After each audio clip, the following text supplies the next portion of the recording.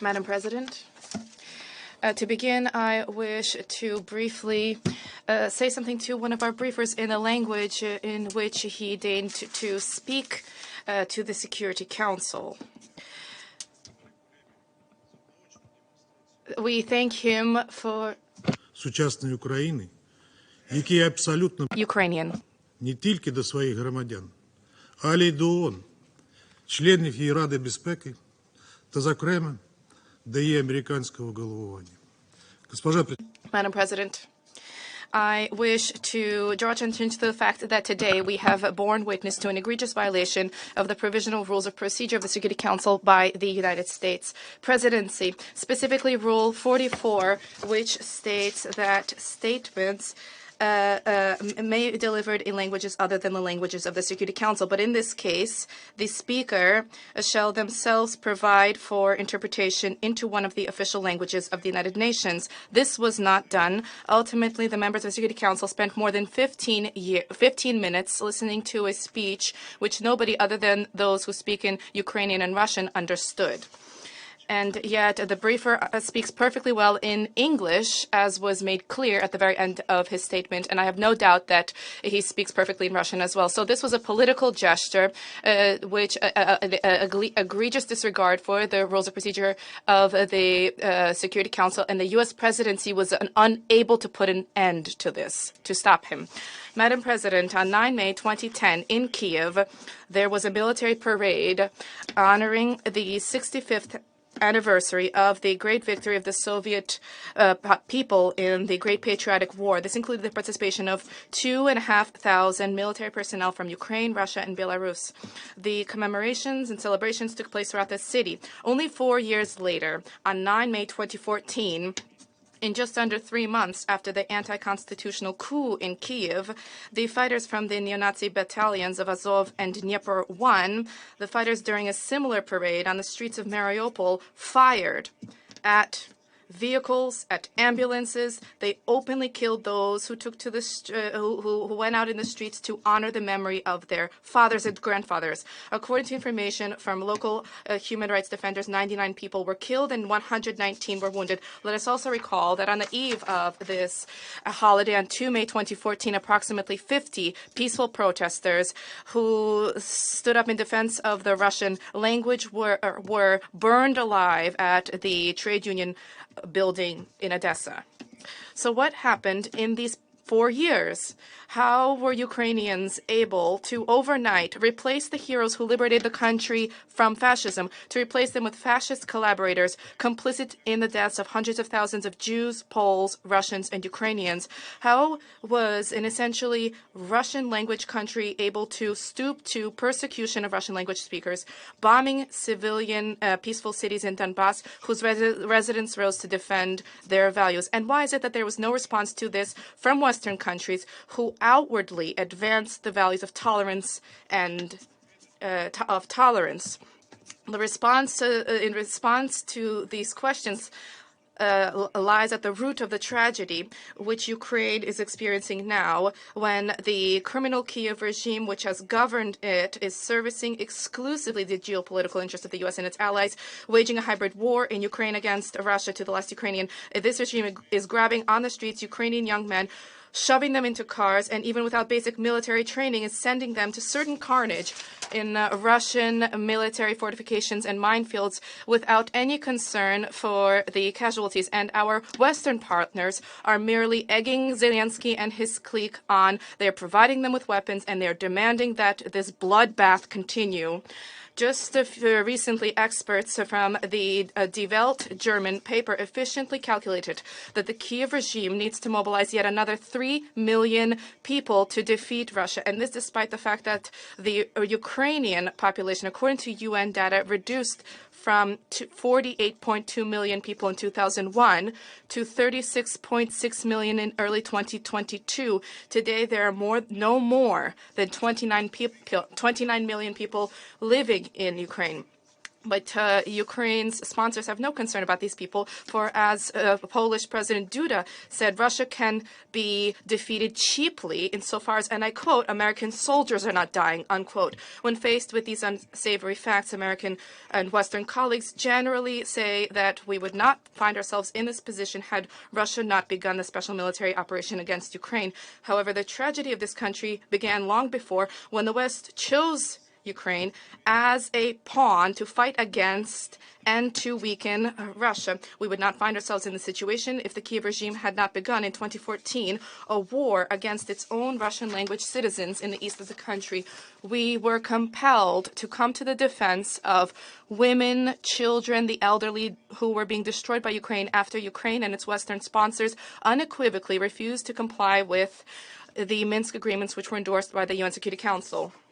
Moreover, as we know perfectly well today, for all of these years, this document was used as a mere smokescreen for Ukraine's preparations for war with Russia. Our country, to the last moment, leveraged the diplomacy to address the situation. For many years, we called, including in this hall, for implementation of Minsk.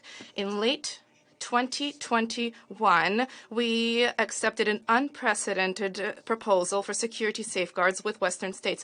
All of these were rejected, and Ukraine openly prepared for the forcible seizure of DPR and LPR. Russia could not allow this or tolerate it, nor could we reconcile ourselves to the entrenchment on our borders of the Russophobic neo-Nazi regime, which posed a direct threat to Russia. Distinguished colleagues, today's meeting, as we know, was timed by the United States and allies to coincide with Ukrainian Independence Day. On these days, generally, certain stock is taken and successes, achievements are highlighted. So what can today's Ukraine boast about? Let us attempt to calculate what lies on the surface. Of course, the main so-called achievement is the real totalitarian dictatorship, which is strengthening with each day, where dissent is prohibited, opposition is prohibited, history is being rewritten, and state policy has incorporated the glorification of Nazis and Hitler's henchmen. We are aware of tens of thousands of Ukrainians who were arrested merely for viewing Russian websites, listening to Russian music on phones, reading Russian books. Everything linked to Russia was declared to be hostile in that country long before our special operation. We have borne witness to and continue to bear witness to a multitude of political murders, intimidation, and blackmail political opponents. Are you aware of any other countries where such things take place in the open? Are you aware of any other countries where there's persecution on religious grounds taking place openly, where the canonical church is prohibited, where cathedrals, parishes, and monasteries are seized, where clergy, where holy sites are desecrated and clergy are being persecuted for their conviction?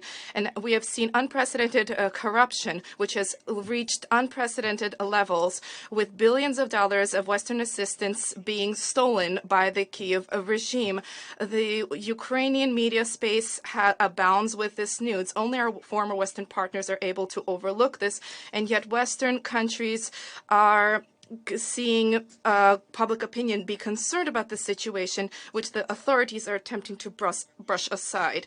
And what other state, other than the notorious Islamic State, what other state openly advances terrorist methods as state policy, taking pride in assaults and attacks against civilians? They're being used unwittingly as suicide bombers. They're being blackmailed through fraudulent cyber schemes. They're being forced to commit crimes in their country.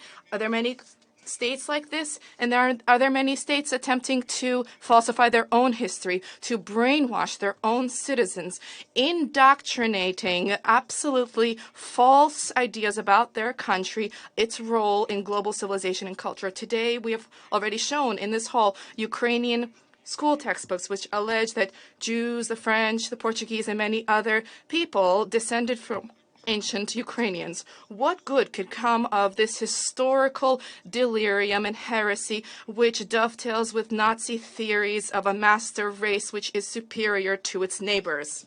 What is most unfortunate, distinguished colleagues, is not just that that Ukraine has stooped to such so-called achievements, but that this was done under the direct guardianship of the U.S. and its allies, which today have demonstrated selective blindness and deafness, both when it comes to crimes perpetrated by the Kiev regime within its country and outside of the country. Moreover, Western capitals today essentially are complicit in this, not just because they are providing the Zelensky regime with the weapons that are used to kill civilians, and not only because they are providing it with surveillance information and recruiting mercenaries and necessary technical specialists, but first and foremost, because they're concealing this abhorrent, heinous lie which is spread by the regime about itself in Russia, the lie about the real goals of our military operation and its reasons, the real perpetrators in the death of civilians, and the Ukrainian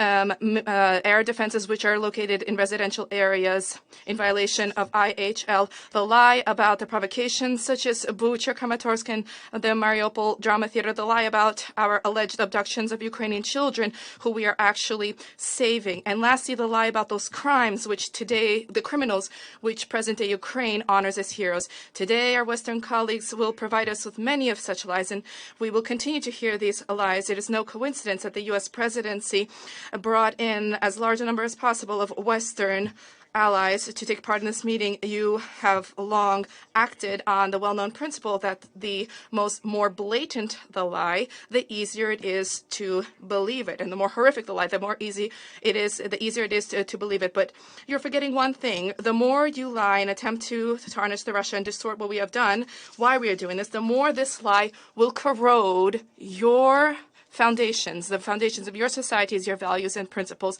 The consequences of the situation are clear. We see more and more people throughout the world becoming to understand the truth of what is happening, and they are horrored at it. And they are watching this in horror. And the truth is that this proxy war against Russia was programmed by the U.S. and its allies in 2014, if not before. And Washington, London, and Brussels, fighting by proxy, have no concern and no interest in ending this.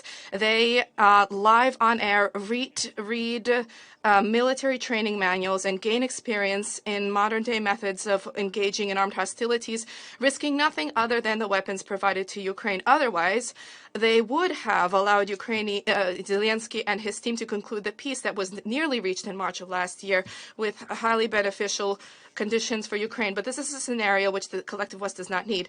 In this way, we have nothing to congratulate Ukraine on its day of independence. That would be insincere. It is being used as a blind weapon wielded by the West. It is an unenviable fate is awaiting it, and the contours of this are becoming ever clearer. Probably this is the positive here is that many have seen from the example of Ukraine what happens by the blind obedience to the West and the willingness to compromise their interests for the sake of their geopolitical agendas. Let this serve as a lesson to others, and let the Ukrainian tragedy never again repeat itself. Thank you for your attention.